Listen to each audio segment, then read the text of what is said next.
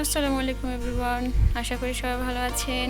আর একটি নতুন রেসিপি নিয়ে আসলাম আমি। তো আজকের রেসিপিটা হতে যাচ্ছে মিষ্টি জাতীয় একটা পিঠার আইটেম।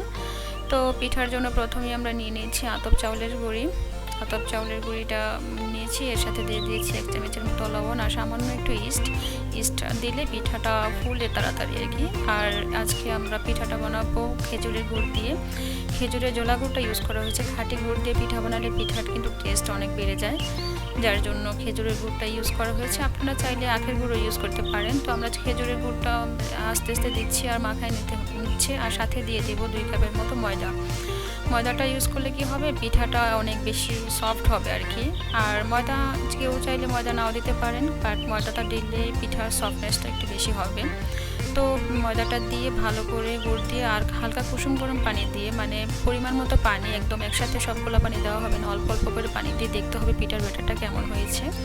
তো অল্প হালকা কুসুম গরম পানি দিচ্ছি আর মাখায় নিতে হচ্ছে। আর মাখানোটা হাতে মাখানো, মানে পিঠার ব্যাটারটা হাতে মাখালে ভালো হবে। প্রথম হাতে মাখায় তারপর চামিচতে মাখানো হচ্ছে ভালো করে, যেন কোনো প্রকার দানাদার ভাব বা লাম্পস না থাকে।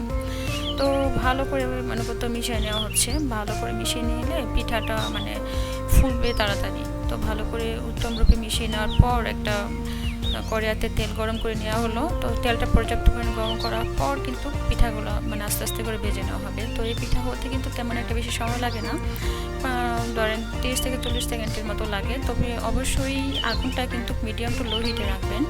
মিডিয়াম টু লো হিটে রেখে এইভাবে একটা একটা করে দিয়ে মানে মগের মধ্যে নিয়ে নেওয়া হয়েছে, কারণ চামিচ দিয়ে বারবার দিলে চতুর্পাশে পড়ে দেখতে ভালো লাগে না, যার জন্য মগের মধ্যে নেওয়া হয়েছে।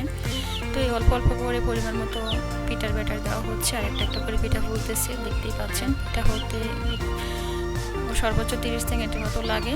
তো এইভাবে করে সবগুলো পিঠা বানিয়ে নেওয়া হচ্ছে। গ্রামের বাড়িতে আসলে শীতের দিন মানে পিঠাপুলির দেশ আমাদের বাংলাদেশ। শীতের দিনে পিঠা খাবো না, এটা কিন্তু হতেই পারে না। তো পিঠা খাওয়ার জন্য অবশ্যই গ্রামে যেতে হবে, কারণ শহরের মানুষ আসলে পিঠা বানাতে ঝামেলা মনে করে, কিন্তু গ্রামের মানুষ কিন্তু অনেক ভালোবাসার সাথে পিঠাগুলো বানায়।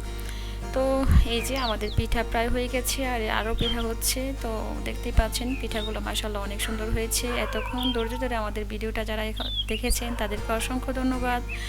আর বাসায় অবশ্যই ট্রাই করে জানাবেন কেমন হয়েছে। আর এই ছোট্ট চ্যানেলটাকে সাবস্ক্রাইব করে পাশে থাকবেন। আসসালামু আলাইকুম।